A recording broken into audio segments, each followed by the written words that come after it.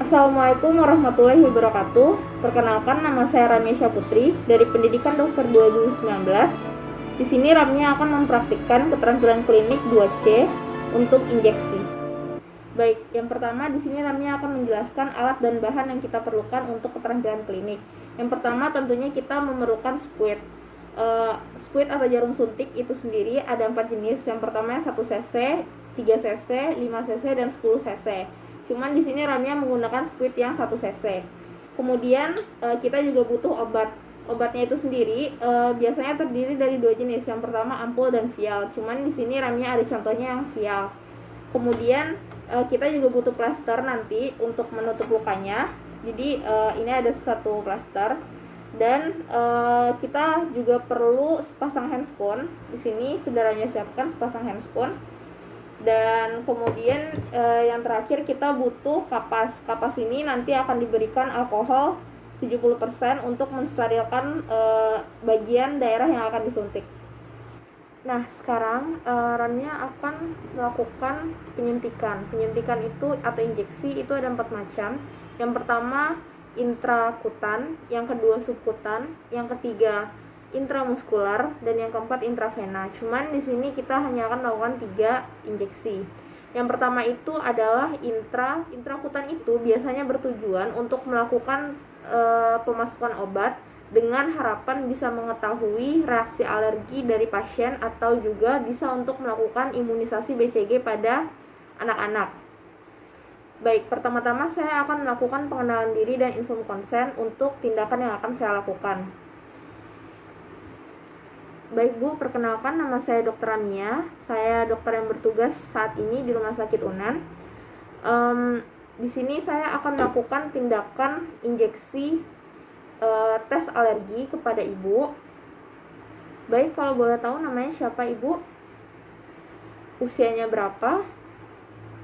Lalu benarkah apakah Ibu akan melakukan tes alergi?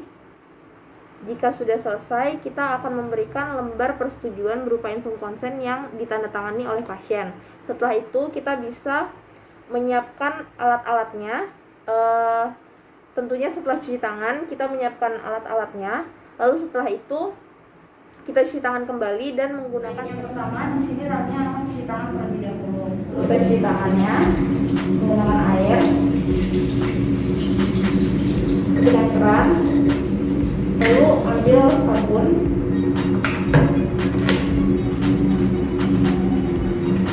mulai dari punggung tangan, setelah jari,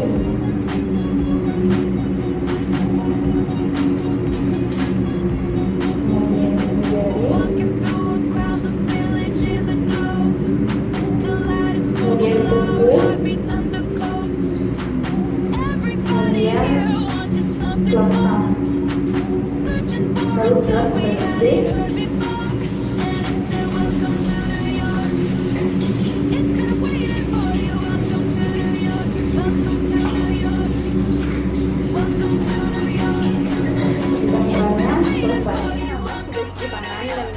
Sudah steril, sekarang kita akan menggunakan handscone. Handscone-nya sudah dilipat, jadi tinggal digunakan.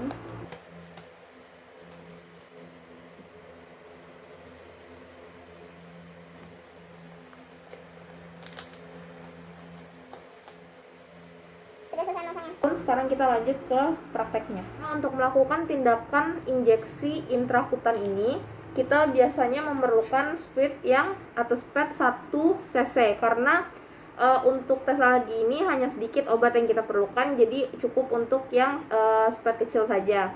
Dan untuk tindakannya biasanya dilakukan di bagian lengan bawah, di bagian sini.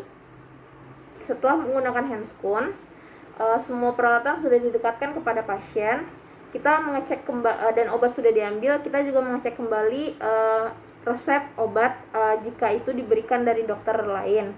Kemudian setelah itu kita posisikan pasien dalam keadaan senyaman mungkin dan kita beritahukan tindakan yang akan kita ambil di bagian mana kita injeksi, dan beritahu bahwa nanti itu agak sedikit menyengat. Bersihkan dengan bagian ventral dari lengan itu dengan kapas alkohol dengan gerakan memutar seperti ini. Lebih tepatnya nanti di sini. Setelah itu kita buang ke dalam safety box, dan kemudian baru kita ambil spatnya yang sudah berisi obat tadi. Lalu kita tusuk ke daerah lengan ventral tadi dengan lubang jarum menghadap ke atas, karena tujuan dari penyuntikan intrakutan ini adalah untuk memasukkan obat ke bagian tepat di bawah kulit. Nanti disuntikan dengan sudut 15-20 derajat.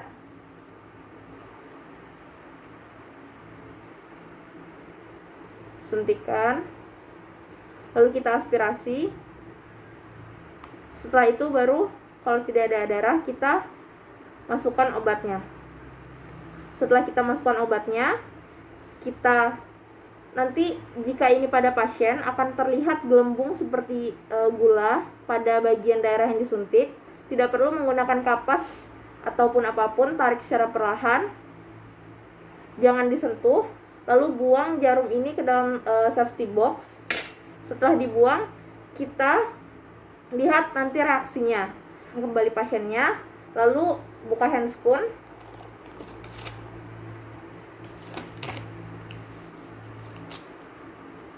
Buang ke safety box. Lalu setelah itu kita tandai bagian yang sudah kita suntik tadi. Kita tandai lingkaran. Setelah kita buat lingkaran, kita beri jamnya.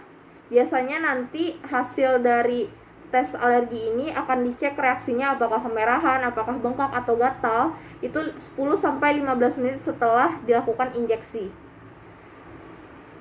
Baik, setelah itu baru kita rapikan semua peralatan kita, kemudian kita cuci tangan kembali dan jelaskan kepada pasien bahwa tindakan injeksi untuk tes alergi sudah dilakukan. Tinggal memantau nanti hasilnya bagaimana. Baik, selanjutnya saya akan mempraktekkan bagaimana cara injeksi subkutan. Untuk injeksi subkutan itu sendiri adalah bertujuan untuk memasukkan obat ke bagian dermis dari kulit. Nah, bagian-bagian daerah yang dapat disuntik dengan subkutan ini adalah bagian lengan atas sebelah luar atau sepertiga dari bagian bahu, paha sebelah luar, daerah dada, dan daerah sekitar umbilikus atau abdomen. Pemberian melalui subkutan ini biasanya bertujuan untuk suntikan insulin untuk mengontrol kadar gula darah dari pasien. Baik, untuk yang pertama saya akan melakukan inform consent terlebih dahulu. Perkenalkan Bu atau Pak, nama saya Dr. Ramia, saya yang bertugas di Rumah Sakit Unan pada hari ini. Dengan Bapak siapa? Umurnya berapa? Dan di sini saya akan melakukan injeksi subkutan untuk tujuan kadar gula darah. Apakah Bapak bersedia? Jika pasien bersedia, nanti akan menandatangani inform consent-nya. Dan setelah itu baru bisa kita persiapkan obatnya. Cuci tangan terlebih dahulu, siapkan obatnya, lalu dekatkan semua alat-alat yang kita butuhkan kepada pasien, lalu mulai tahapan injeksi.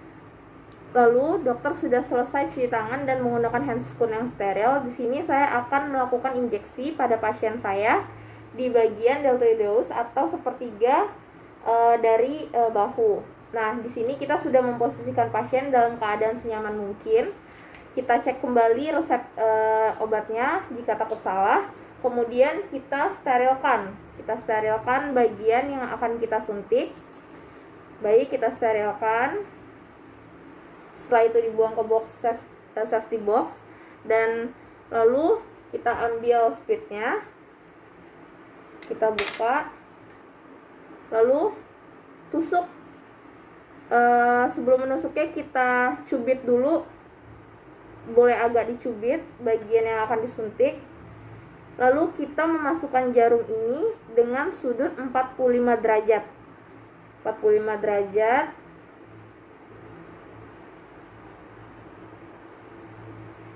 Setelah itu diaspirasi.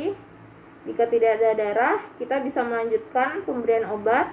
Kita tekan obatnya semua, tahan, lalu tahan bagian yang disuntik tadi menggunakan kapas alkohol. Tarik perlahan, lalu buang jarum suntiknya ke dalam safety box. Kita pijat perlahan, jangan terlalu kencang karena ada beberapa obat juga yang tidak boleh untuk dipijat terlalu kencang. Lalu setelah itu kita gunakan plester. Kita pakaikan plesternya, lalu selesai. Setelah itu kita bisa melihat reaksi dari pasiennya, dan jika sudah selesai, rapihkan semua alat. Kita buka handscoon, rapihkan semua alatnya, lalu cuci tangan kembali. Selanjutnya injeksi intramuskular. Intramuskular ini adalah pemberian obat yang langsung ke bagian jaringan otot dari pasien, sehingga nanti ada obat tertentu yang harus tidak bisa berkontak langsung dengan darah, sehingga harus disuntikan langsung ke dalam jaringan otot. Nah, untuk bagian lokasi-lokasi yang dapat disuntik dengan suntik intramuskular ini adalah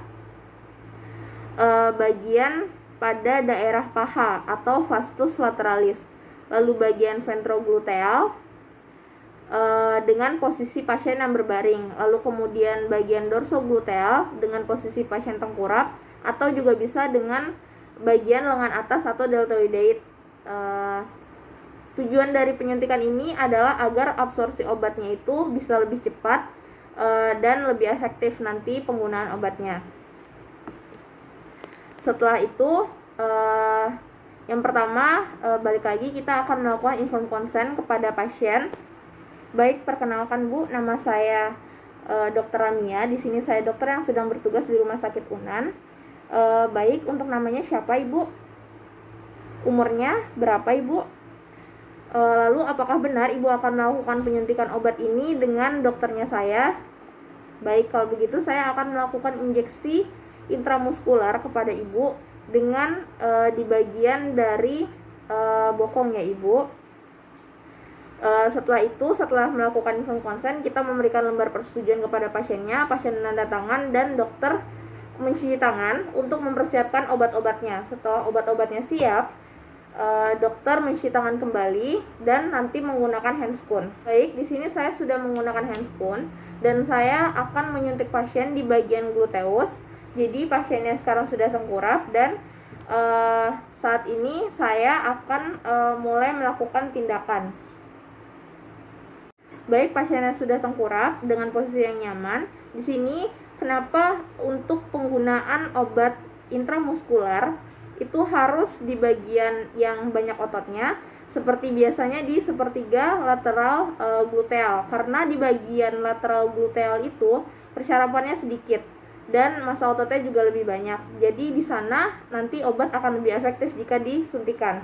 Dan langkah pertama tentunya kita akan mendisinfeksi bagian yang akan kita suntik, itu dengan gerakan memutar 5 cm dari titik yang akan kita suntik diameternya. Kemudian kita buang ke safety box. Setelah itu kita ambil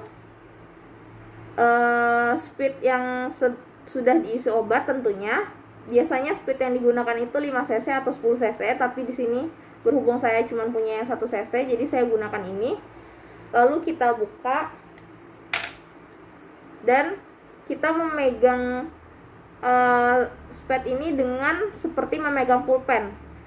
Dengan keadaan seperti ini, lalu kita tusuk, kita cubit dulu, kita tusuk dengan sudut 90 derajat atau tegak lurus dari lokasi yang akan disuntikan. Kita tusuk 90 derajat dengan pemegangan seperti pulpen. Setelah itu kita aspirasi. Kalau tidak ada darah, obat bisa kita suntikan semua obat. Setelah itu dengan tangan yang tidak dominan kita mengambil kapas yang sudah menggunakan alkohol, kita tahan, lalu tarik jarumnya perlahan, kita buang ke safety box. Setelah itu kita pijit-pijit, baru kita gunakan plester. Kita tempel plesternya. Selesai. Di sini tindakan intramuskular sudah selesai. Jelaskan kepada pasien bahwa tindakan sudah dilakukan dengan aman. Lalu kita lihat reaksi dari lokasi penyuntikan itu. Jika sudah selesai, kita rapihkan semua alat-alat kita. Kita buka handscoon, buang ke safety box. Lalu pemberian obat secara intramuskular sudah selesai.